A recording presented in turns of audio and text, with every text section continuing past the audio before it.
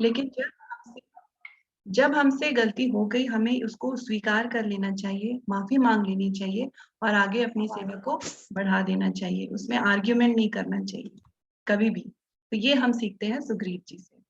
फिर आगे जब अब सुग्रीव जी अपनी माफी मांग चुके हैं और वो इस प्रक्रिया में आगे बढ़ रहे हैं कि कैसे सीता मैया को ढूंढना है, वापस लाना है। तो सुग्रीव जी अपने सारे जो उनके सेना है उनको बुला लेते हैं और बहुत अलग अलग दिशाओं में भेजते हैं उनको, कि कुछ एक टुकड़ी इधर जाए, एक टुकड़ी उधर जाए, इस तरह से सब जगह पे फैला देते हैं। और बहुत डिटेल्ड डिस्क्रिप्शन आता है रामायण में कि कैसे सुग्रीव जी उनको समझा रहे हैं कि तुम यहाँ से जाओगे तो इस तरह का पर्वत मिलेगा, तो फिर इस तरह से नदी मिलेगी, इस तरह से बहुत डिटेल में समझाते हैं। तो राम जी उनसे पूछते हैं कि सुग्रीव आपको इतने डिटेल में कैसे पता है सब जगह की ज्योग्राफी के बारे में। तो फिर सुग्रीव जी उनसे कहते हैं कि प्रभु जब वाली मेरे पीछे पड़े थे मुझे मारने के लिए, तो मैं पूरे पूरे जगह पूरे पूरे विश्व पूरी पृथ्वी पे घूम रहा था, इधर उधर हर जगह जा रहा था, इसलिए मुझे हर जगह का आइडिया अच्छे से लग गया है। तो इससे हम ये सीखते हैं कि कभी कभी कुछ ऐसे एक्सपीरियंसेस होते हैं हमारे लाइफ में जो हमको अच्छे नहीं लगते, जो थोड़े कटु अनुभव होते हैं, लेकिन हर चीज हमें कुछ ऐसा सिखा सकती है जो आगे जाके हम भगवान की सेवा में लगा सकें। तो इसलिए हमको दिल छोटा नहीं करना चाहिए। और अब आगे बढ़ते हैं, लंका का क्या है नेचर, क्या है लंका का के लिए जो शब्द बताया गया है वो है विकृति।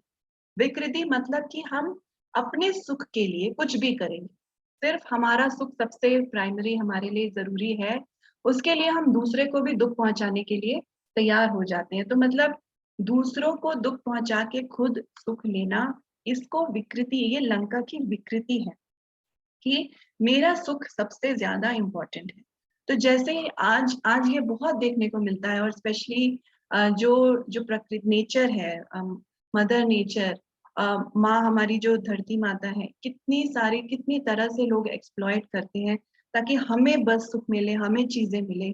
तो ये जो एक्चुअली ये जो मेंटालिटी है ना कि मेरा सुख सबसे इम्पोर्टेंट है, उसके लिए मैं दूसरे को दुख देने से भी नहीं चूकूंगा, ये लंका की मेंटालिटी है। खाली ये एक कंसर्न, यही एक चीज होना कि मैं कैसे खुश रह सकूं। तो इस चीज से हमें दूर रहना है, क्योंकि ये है लंका की मेंटालिटी, विकृति। हमें विकृति से अपने आप को दूर करना है। फिर आगे हम इस लीला में और देखते हैं कि शूर्पणखा जिनका जो राम जी के साथ वो आई और जिस तरह का व्यवहार था, फिर वो जो लीला हुई जिसमें कि शूर्पणखा की नाक काटी गई क्योंकि वो सीता मैया को मारने की कोशिश करने जा रही थी। तो शूर्पणखा जाके जो रावण के कान भरती हैं, तो रावण के मन में तब ये इच्छा पैदा होती है कि मैं सीता का अपहरण करके अपने भोग के लिए ले आऊं, उससे पहले नहीं था। तो ये जो जिसको कि प्रोपागेंडा कहा जाता है, कि जो चीज की हमें जिसके बारे में पता नहीं था, जिस चीज की हमको जरूरत एक्चुअली पहले नहीं थी, खाली सुन सुन के वो प्रोपागेंडा के बारे में सुन सुन के हमारे मन में वो इच्छा इच्छा जागृत हो जाए। इस ये सीख देती है हमें कि आज हम इस तरह के वातावरण में हैं कि मीडिया के थ्रू, एडवर्टाइजमेंट के थ्रू बहुत सारे प्रलोभन हमारे आसपास मंडरा रहे होते हैं। तो हमको ये समझना चाहिए कि हमारी आवश्यकताएं क्या है और क्या ऐसी चीजें हैं जो कि सिर्फ हमें लालच दिया जा रहा है। तो ये प्रोपागेंडा से हमको दूर रहना है, हर तरह के प्रोपागेंडा से। जो हमारी इच्छाएं हैं, जो जरूरतें हैं, उनको गलत इच्छाओं से हमको समझने की कोशिश, वो भेद करने की हमको जरूर कोशिश करनी चाहिए। फिर आगे जाके हम देखते हैं कि रावण का जो कैरेक्टर है, रावण को ऐसा लिखा है कि 18 श्राप मिले हुए थे ब्राह्मणों द्वारा। बहुत सारे ब्राह्मणों ने रावण को 18 श्राप दिए हुए थे। तो इसमें प्रभु समझाते हैं, गौरांग प्रभु, कि हमको कभी भी जिसके पास पावर हो उसको कभी भी अपने से नीचे लोगों को दुखी करने नहीं चाहिए। हमें अपने पावर को मिसयूज करके, अपनी ताकत को मिसयूज करके किसी के आंख में आंसू नहीं लाने चाहिए, क्योंकि उस इंसान के उन लोगों के आंसू बहुत बड़े से बड़े शक्तिशाली लोगों को भी डुबाने की ताकत रखते हैं। तो इसीलिए हम ये हमें समझना है कि कोशिश हमारी ये हमेशा रहनी चाहिए कि अगर हमारे पास कोई पावर है, तो जो लोग हमारे नीचे आते हैं या जो हम पे निर्भर करते हैं, कभी हमारे वजह से उन्हें दुख ना हो। हमारी वजह से, हमारे शब्द या हमारे आचरण से कभी किसी को दुख ना पहुंचे, ये हमें हमेशा कोशिश करनी चाहिए। फिर एक बहुत सुंदर प्रसंग जो और आता है, रामायण के तो सारे ही प्रसंग बहुत सुंदर है, पर एक और जो कि विभीषण जी की का समर्पण है। विभीषण जी लंका जैसे माहौल में रह के भगवान की भक्ति कर रहे थे, जबकि आसपास कोई भक्त नहीं था। तो हमें कभी कभी ये कंप्लेन आ जाता है कि हमारे आसपास कोई मंदिर नहीं है, हमारे आसपास कोई भक्तों का संग नहीं है, हम कैसे भक्ति करें, हम कैसे इसमें कमिटमेंट अपना आगे जारी रखें। तो इससे हमें विभीषण जी से सीखना है कि वो इतनी विपरीत परिस्थिति में रह के भी भगवान की निरंतर सेवा, उनकी भक्ति में लगे हुए थे। उनका मन कितना भगवान से जुड़ा हुआ था। तो हमें भी समझना है कि अगर कभी हमारे परिवार में, हमारे आसपास विपरीत परिस्थिति है, तो हमें विभीषण जी के एग्जाम्पल से समझना चाहिए कि हम अपनी भक्ति को किस तरह से उस भक्ति की ज्योति को ज्वलित रख सकते हैं, उसको हमेशा अपनी भक्ति को आगे बढ़ाने की कोशिश कर सकते हैं। जब विभीषण जी राम जी के पास आते हैं और समर्पण करते हैं, तो वो क्या उनके समर्पण के बारे में बताते हैं प्रभु, कि वो ये कहते हैं कि मेरे पास अब कुछ नहीं है, मेरे पास कुछ नहीं है, मैं आपकी शरण में आया हूँ और मैं आपके अलावा और कहीं नहीं जाऊंगा। तो ये कितनी कितनी मधुर बात है कि हम जब भगवान के प्रति समर्पित हो तो हमारे भी ये भाव हो कि प्रभु मेरे पास कुछ नहीं है, मैं आपके प्रति समर्पित हूँ और मैं और कहीं नहीं जाऊंगी या जाऊंगा। ये भाव से हमको भगवान के प्रति समर्पण करना चाहिए। और ये जो एक लीला है, ये प्रसंग हमें विभीषण जी की सरलता भी दिखाता है कि किस तरह से ज्यादा उन्होंने इतना नहीं उसको एनालाइज किया, बस आके भगवान जी को सरेंडर कर दिया। वो जानते थे कि वो रावण के भाई हैं, उनको मिसअंडरस्टैंड किया जाएगा, लेकिन उन्होंने ये समझा कि मेरा और कोई रास्ता नहीं है, सरलता से आके भगवान को समर्पित किया।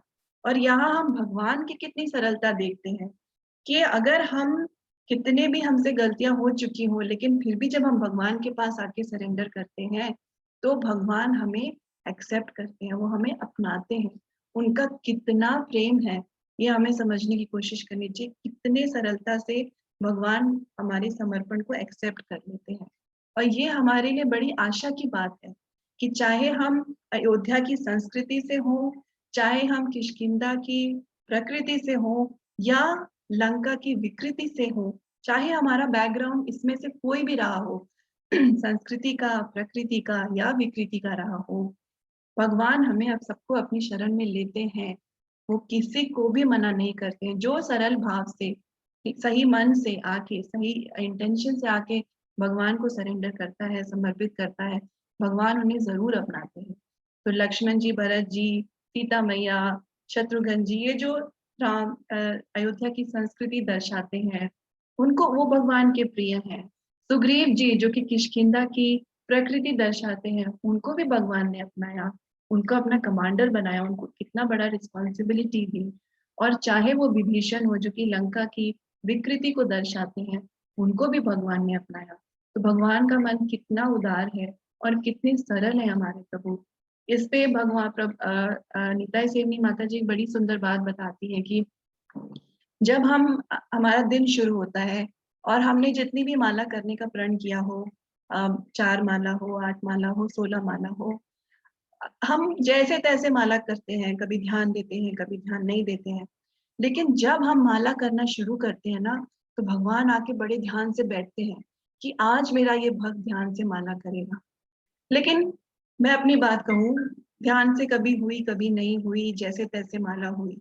लेकिन भगवान अगले दिन फिर आके बैठते हैं कि शायद आज मेरा ये भक्त ध्यान से माला करेगा। तो ये बात कितनी मधुर है। जब आप माला करें, जब हम माला करें, तो हमें ये भाव रखना चाहिए कि मेरे प्रभु आके मेरे साथ बैठे हैं। कभी भी ये नहीं सोचना चाहिए कि वो तो बैठे हैं कहीं वैकुंठ में, गोलोक में, वो क्या सुन रहे होंगे मेरी बात। हमारे मन की बात, हमारी एक एक इच्छा भगवान हमसे ज्यादा बेटर तरह से जानते हैं। हमारे मन के इंटेंशंस भगवान हमसे ज्यादा बेटर तरह से जानते हैं। तो हमारा प्रयास क्या होना चाहिए कि हम अपनी जो हमारी साधना है, भगवान को हम जो भोग लगा रहे हैं, उनकी सेवा कर रहे हैं, आरती कर रहे हैं और उनका जो नाम जप कर रहे हैं, हमको ये सारी चीजें बड़े ध्यान से करनी है। क्योंकि हमारा ध्यान चाहे भटक रहा हो, लेकिन भगवान आके हमारे साथ बैठे हैं। इतना प्रेम करने वाले और इतने सरल हैं हमारे प्रभु। तो ये थी कुछ बहुत सुंदर शिक्षाएं जो कि हम इस महान ग्रंथ से सीखते हैं। तो एक बार इसको हम रिवाइज कर लेते हैं ताकि ये सारी बातें हमारे मन में हमेशा रहें। और स्टार्ट करते हैं वहीं से, जबकि राम, लक्ष्मण, भरत, शत्रुघ्न जी के नाम के क्या मतलब है वो हमने समझे, और अयोध्या की संस्कृति के बारे में हमने जाना। जबकि जिससे हम सीखते हैं कि हमें हमेशा अपने स्वार्थ के बारे में नहीं, दूसरे की खुशी के बारे में समझना चाहिए, जानना चाहिए। और एक बात रामायण में आती है जो कि बहुत पहले मैंने सुनी थी, जिसमें कि राम जी कहते हैं कि जो हमारे माता पिता हैं उनका जो ऋण है हमारे ऊपर, वो हम कभी नहीं चुका सकते। तो ये बात अगर हम सब ध्यान रखें और आगे की जो जनरेशन है उनको हम ये सिखाने की कोशिश करें, तो इससे जो रिश्ते हैं वो कितने मधुर हो जाएंगे। एक हमारे राधे श्याम प्रभु जी हैं, हिज ग्रेस राधे श्याम प्रभु, वो बता रहे थे कि एक बार बॉम्बे के बहुत बड़े इंडस्ट्रियलिस्ट उनके पास आए और उन्होंने कहा कि मेरे 2 बेटों के बीच में बहुत प्रॉब्लम चल रहा है और हमको अपने प्रॉपर्टी को मुझे डिवाइड करना है, उसका बंटवारा करना है, लेकिन इतना क्लेश चल रहा है घर में कि मैं समझ नहीं पा रहा हूँ इसको कैसे मैनेज करूँ। तो राधे श्याम प्रभु ने कहा कि मैं इस फैमिली पॉलिटिक्स में नहीं पढ़ सकता, मैं सिर्फ इतना करूंगा कि मैं आके रामायण की कथा करूंगा आपके घर में। प्रभु गए और उन्होंने 7 दिन रामायण की कथा की, और उसके बाद भगवान की कितनी कृपा है, वो कथा सुन के कितना मन बदला उन भाइयों का कि सब चीजें बड़ी सुगमता से, बड़ी पीसफुल तरीके से हो गई। तो ये अगर हम इतनी बड़ी बातें ना भी सोचें, तो भी छोटी छोटी बातों में भी अगर हम भगवान की लीलाओं से, भगवान ने जो शिक्षाएं दी उसको थोड़ा भी उतारने की अपने जीवन में कोशिश करेंगे, तो हमारा जीवन कितना बदल जाएगा और कितना शांतिपूर्ण हो जाएगा, हमारा भी और हमारे साथ सब लोगों का भी। तो ये हमने चारों भाइयों के नाम समझने की कोशिश की, अयोध्या की संस्कृति समझने की कोशिश की। फिर हमने देखा कि कैसे वशिष्ठ जी ने विश्वामित्र जी से अपना जो मतभेद था उसको दूर हटा के सिर्फ भगवान की सेवा में क्या जरूरी है वो करने की कोशिश की। तो हमें भी यही करना चाहिए। फिर राम जी हमें दिखाते हैं कि फर्स्ट क्लास शिष्य कौन होता है, जो गुरु के मन की बात भी समझ के उस पूरे इंस्ट्रक्शन को, उस पूरे आज्ञा को करे, पूरी चीज को फॉलो करे। फिर हम देखते हैं लक्ष्मण जी, सीता मैया, उनके प्रेम की कितनी बड़ी पराकाष्ठा है। और फिर उन्होंने कैसे अपने निजी बातों को, अपने निजी सुख को दूर हटा के राम जी के सेवा के लिए वो उनके साथ आए। तो हमको भी भगवान की सेवा में अपने कन्वीनियंस को परे रख के भगवान की सेवा को ही प्राथमिकता देनी चाहिए। फिर किष्किंधा की हमने प्रकृति देखी कि कैसे कभी कभी हमारा इंटेंशन सही हो सकता है, लेकिन हम अपने आलस से, अपनी कमियों के वश में आ जाते हैं, क्योंकि कभी कभी हमारा मन कमजोर पड़ जाता है, तो हमारा जो डिटर्मिनेशन है वो कमजोर पड़ जाता है। तो उसमें हम देखते हैं कि फिर लक्ष्मण जी कैसे आते हैं और उनको सही इंस्ट्रक्शन देते हैं। हनुमान जी उनसे कहते हैं कि वाद विवाद मत करना, अपनी गलती मान लेना। तो यहाँ हम सीखते हैं कि हमको कभी भी हमसे अगर कोई भूल हो जाए तो उसको स्वीकार करके और माफी मांग के अपनी सेवा को पूरा करना चाहिए। फिर हमने देखा कि कैसे सुग्रीव जी को सब कुछ पता था, क्योंकि वो पहले पूरी पृथ्वी का भ्रमण कर चुके थे। तो हमारे लाइफ के जो भी एक्सपीरियंस है वो आगे जाके हम भक्ति सेवा में लगा सकते हैं, ये हमें समझना चाहिए। फिर लंका की विकृति हमने देखी कि कैसे हमें इस मेंटालिटी से हमेशा अपने आप को दूर रखना चाहिए कि मेरा सुख सर्वोपरि है। अगर एक परिवार में सब लोग खाली अपने सुख के बारे में ही सोचते रहेंगे तो कहाँ से आएगी शांति। और अगर सब लोग एक दूसरे के सुख के बारे में सोचते रहेंगे तो वो घर कितना सुखपूर्वक होगा, उस घर का वातावरण। और हमारा जीवन, हमारे सारे सब लोगों के साथ आदान प्रदान कितने मधुर हो जाएंगे अगर हम दूसरे की इच्छा, दूसरे के कंफर्ट को अपने कंफर्ट और अपनी इच्छा और अपने कन्वीनियंस और अपने सुख से ऊपर रखें। तो फिर हमने सीखा कि कैसे हमें किसी भी प्रोपेगेंडा या किसी भी इस तरह की बातों से, मीडिया से, एडवर्टाइजमेंट से प्रलोभित नहीं हो जाना चाहिए और अपनी सही इच्छाओं को समझना चाहिए, किसी भी प्रलोभन में नहीं आना चाहिए। फिर हमने सीखा कि रावण को 18 श्राप मिले थे क्योंकि उन्होंने अपने पावर को गलत यूज किया, लोगों को दुखी किया। तो हमारे पास भी जब हम इस पोजीशन में हो तो हमें हमेशा कोशिश करनी चाहिए कि हमारी वजह से किसी का बुरा ना हो, हमारी वजह से किसी का दिल न दुखे, हमारे आचरण से, हमारी वाणी से कभी ऐसी कोई गलत बात ना हो जाए जिससे किसी को दुख हो। और फिर फाइनली हमने विभीषण जी के सरेंडर के बारे में, उनके समर्पण के बारे में सीखा कि जब हम भगवान के पास जाएं तो इस भाव से समर्पण करें कि प्रभु आप ही मेरे सब कुछ है, मेरे पास सब कुछ नहीं है, मैं आपके पास समर्पित हूँ और मैं और कहीं नहीं जाऊंगा, मेरे तो बस आप ही हैं। तो ये इस भाव से हमें प्रभु के प्रति समर्पण करना चाहिए। और रामायण की तो कितनी ही सारी मधुर मधुर लीलाएं हैं, जैसे कि शबरी जी के साथ भगवान का जो आदान प्रदान है वो कितना मधुर है कि भगवान उनके जूठे बेर तक खाने के लिए तैयार हो गए। फिर हनुमान जी के साथ कितना कितना सुंदर प्रसंग आते हैं। तो इस तरह से जैसे मैंने पहले कहा कि ये लीला तो कथा सागर जैसी है, इसमें कितनी मधुरता है। और अगर हम रामायण भागवतम का पाठ करें और अपने जीवन में इसको उतारने की कोशिश करें तो ये कितनी बड़ी चेंज आएगा हमारे अंदर। और एक बहुत इंपॉर्टेंट लेसन ये था जो कि हमें हमेशा ध्यान रखना चाहिए, जो कि सुग्रीव जी वाले प्रसंग से हमें सीखने को मिलता है कि हम कभी भी डायरेक्टली भगवान को नहीं अप्रोच कर सकते, हमें हमेशा अपने गुरु के थ्रू ही जाना चाहिए। तो हमें कभी ये नहीं सोचना चाहिए कि गुरु की क्या जरूरत है मेरे जीवन में, मैं डायरेक्टली भगवान से कनेक्शन रखूंगी, ऐसा नहीं है। राम जी ने इसीलिए सुग्रीव जी को पहले पनिश होने दिया क्योंकि उन्होंने लक्ष्मण जी का आदर नहीं किया था। तो अगर हम अपने गुरु का आदर ना करें, गुरु को ओवरलैप करके आगे बढ़ना चाहें, तो भगवान कभी हमें कृपा नहीं देते। तो गुरु की कृपा से ही हरि की कृपा मिलती है। तो गुरु का बहुत महान स्थान है हमारे जीवन में। और ये कुछ मधुर शिक्षाएं थी जो कि हमने रामायण से सीखने की कोशिश की। तो आप सबका फिर से बहुत बहुत धन्यवाद। अगर किसी का कोई प्रश्न हो तो आप प्लीज पूछिए, जो मुझे आता हो मैं उससे आंसर करने की कोशिश करूंगी, नहीं तो वरिष्ठ भक्तों से पूछ के आपको आंसर जरूर दूंगी। हरे कृष्णा माता जी। हरे कृष्णा माता जी। बहुत अच्छा लगा सुन के आज का। आने के लिए बहुत बहुत धन्यवाद। आप सब आते हैं तो हम हरि कथा कर पाते हैं एक दूसरे के साथ, तो थैंक यू सो मच।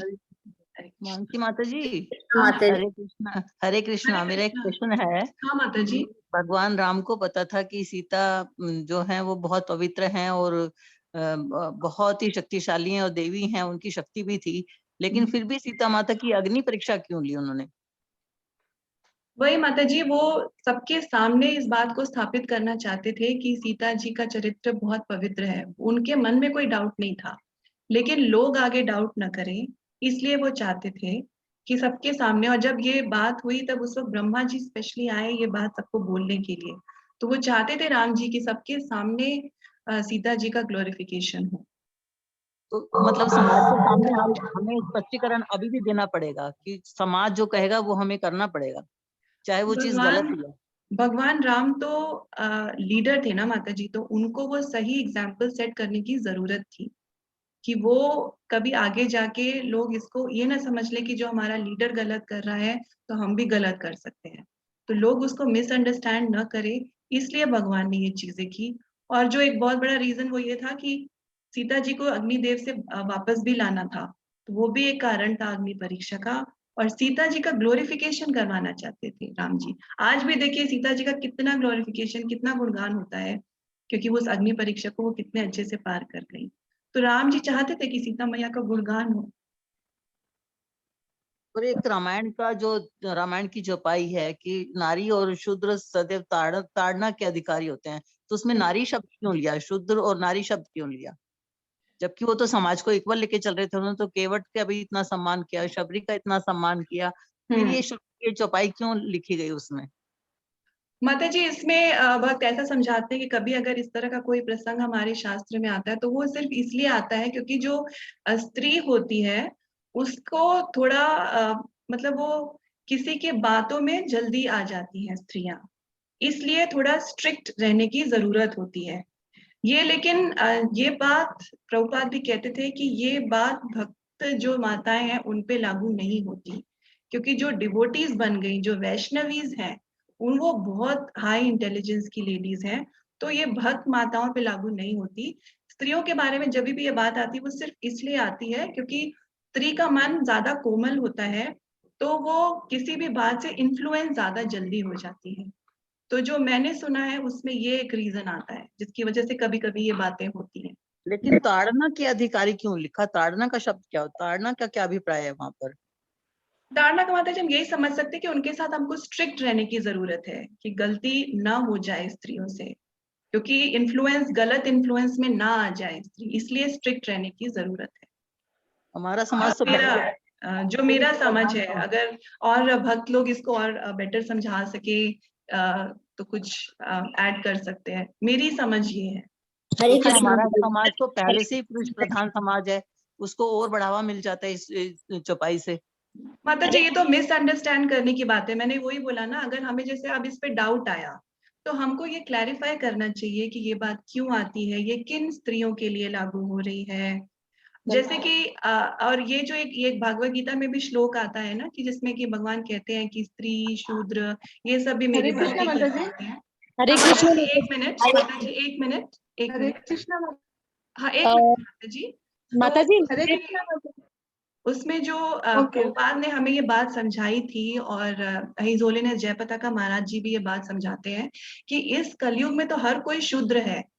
तो प्रेम पद्मिनी माता जी ने भी हमें ये बात बताई कि उसमें तो भगवान स्त्री को और पहले बोल रहे हैं कि स्त्रियां तो और पहले आ रही हैं, बाद में शूद्र आ रहे हैं, जो कि आज के समाज में तो हर कोई शूद्र ही है। कहाँ है वो पवित्रता? तो जब इस तरह के श्लोक आते हैं या इस तरह की चौपाई आई है, तो उसको अगर कोई मिसअंडरस्टैंड करके उसका गलत इंटरप्रिटेशन देना चाहे तो वो उनकी मूर्खता है। ये पूरी तरह से गलत है। और अगर हम आगे जाके आचार्यों की टीकाएं पढ़ें, भक्तों के प्रवचन से सुने, तो हमको ये बहुत क्लियर होता है कि स्त्री की कहीं पे भी निंदा नहीं की गई है। बस थोड़ा अलर्ट रहने की बात रहती है ताकि स्त्री इन्फ्लुएंस ना हो जाए किसी गलत तरह से। बाकी कहीं पे भी स्त्री को नीचे दिखाने की कोई बात नहीं है। जो वैष्णव संप्रदाय है उसमें आप हर संप्रदाय में देखेंगे कि माताओं की बहुत इज्जत की जाती है। हाँ, अर्पण माता जी और खुशी माता जी, आप लोग कुछ बोल रहे थे, सॉरी। हरे कृष्णा माता जी। हरे कृष्णा माता जी। माता जी मैंने वो जो परवा माता जी है ना, परवा माता जी को जानते हो आप, जो इंग्लिश में हरे कृष्णा मन हाँ माता जी बोलिए। हरे कृष्णा। हाँ अर्पण माता जी बोलिए। हरे कृष्णा माता जी मैंने जो रामायण पढ़ी है, ढोल गवार शूद्र पशु नारी सकल ताड़ना के अधिकारी, उसमें ताड़ना के साथ ब्रैकेट में शिक्षा लिखा है। यस माता जी। हाँ, ये बहुत अच्छी बात बताई आपने माता जी। हरे कृष्णा माता जी। ये बहुत क्लैरिफाई करता है इस पॉइंट को कि शिक्षा की जरूरत है ताकि गलत तरह से इन्फ्लुएंस ना हो जाए। और माता जी इस पे हमें ये हमेशा ध्यान रखना है कि आज हर किसी की बुद्धि शूद्र बुद्धि जैसी है, तो हर किसी को शिक्षा चाहिए। तो इसमें कोई खाली स्त्री को नीचे दिखाने जैसी बात नहीं है। हरे कृष्णा माता जी। हाँ माता जी, हरे कृष्णा। ये जो शब्द है ढोल गवार, ये जो शब्द है ये प्रतीक हो गया। ढोल मतलब जो जब कभी कोई किसी चीज की चर्चा चले, विद्वता की, अगर उसमें कोई बेतुका बात करे जस्ट, तो ये वहाँ पे ढोल हो गया। गवार उस तरह का जहाँ पे सब सत्संगति की बात हो, तो बिना बेतुका शब्द का इस्तेमाल करना, बेवजह का इस्तेमाल करना, तो ये सारे प्रतीकात्मक शब्द हो गए।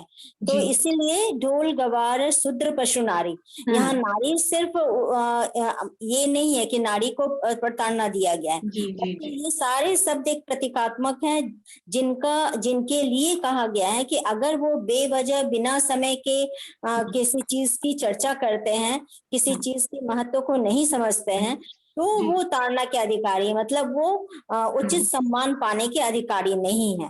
तो इसलिए इन चीजों का इस्तेमाल किया गया है। हरे कृष्ण माता जी। हरे कृष्णा। थैंक यू माता जी, कितनी अच्छी बात बताई आपने भी और अर्पण माता जी ने भी। तो यही होता है माता जी, श्लोक को देख के, चौपाई को देख के हमको सिर्फ उसका अपनी बुद्धि से, हमारी बुद्धि कितनी बड़ी है, हमारी बुद्धि कुछ भी नहीं है, इसलिए हमें हमेशा समझने की कोशिश करनी चाहिए कि एक्चुअली इसका मतलब क्या है। हाँ खुशी माता जी, आप कुछ बोल रही थी। हरे कृष्णा। हाँ हरे कृष्णा माता जी। माता जी ने आपसे आपका लिंक भेज के आपसे ज्वाइन की। परवा माता जी को आप जानते हो क्या? कौन सी माता जी? परवा माता जी। प्रभा माता जी।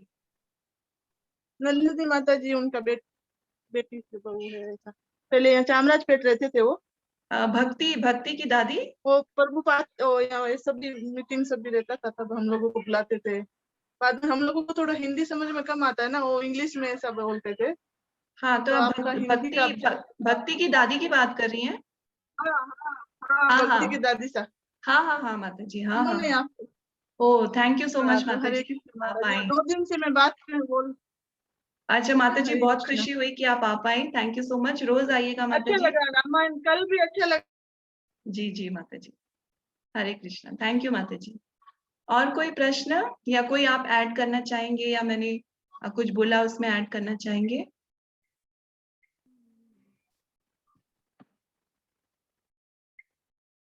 नहीं, ठीक है। तो आज जो हमने जानने का प्रयास किया, सुनने का प्रयास किया, उसको जरूर ध्यान में लेने की कोशिश करेंगे, और भगवान से ये प्रार्थना करने की कोशिश करेंगे कि हम उनकी जो ये सीख, उन्होंने इतनी सुंदर लीला की और इतनी प्यारी सीख हमें दी है, उसको हम अपने जीवन में उतार सके। तो इस आशा के साथ आज हम कथा को यही विराम देंगे। कल प्लीज जरूर आइएगा। कल हम अहिल्या माता जी के बारे में जानने की कोशिश करेंगे, और है ना माता जी? सुरेश कुमारी माता जी, हरे कृष्णा। हरे कृष्णा माता जी। हाँ माता हाँ, जी, हरे कृष्ण। यस, अहिल्या देवी के बारे में। अहिल्या अहिल्या देवी। जी जी जी। तो कल अहिल्या देवी के बारे में, उनके गुणगान के बारे में जानने की कोशिश करेंगे। तो प्लीज कल 7 बजे आप सब लोग जरूर आइएगा। कल फिर आपसे मुलाकात होगी। हरे कृष्णा। आज के आने के लिए बहुत बहुत धन्यवाद। हरे कृष्णा महामंत्र बोलते हैं। हरे कृष्णा कृष्णा कृष्णा हरे हरे, हरे राम राम राम हरे हरे। राम राम हरे हरे। हरे कृष्णा, दंडवत हरे कृष्ण प्रणाम। माता जी, हरे दंडवत कृष्णा, प्रणाम। हरे कृष्णा।